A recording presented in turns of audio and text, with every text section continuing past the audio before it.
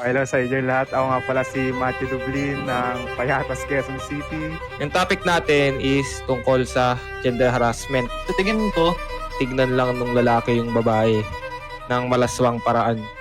Harassment na yun para sa'yo, ganun. pre, syempre. Anong mararamdaman mo, pre, kung ikaw? Kasi minsan, nakikita ko sa bawat comment section na daming ganun eh. Kasabihan ka ng uy, 150, ganun. Na lahat ng tao pwede maging victim. Medyo sensitive sa akin to eh. Merong isang time na 16 ako neto eh. Every time na matutulog ako dun, parang gumagapang yung kamay niya sa ari ko. Sabihin ka na, laki ka ba talaga?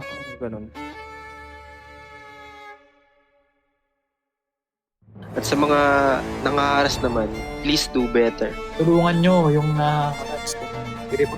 Sa mga nakakaranas ng harassment, huwag kayo makikinig kay Robert Padilla sa sinasabi niya na mahihina. Tama.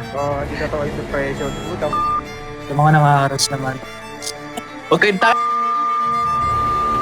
Makaharas sila para sa tingin nila kasi cool. Hindi yung magpapawalang bahala lang kayo para sa sarili. Na nagiging selfish kayo pag gano'n. Controllable naman yun eh. May mga tao lang talaga na tingin ko yun ang mga na ewan.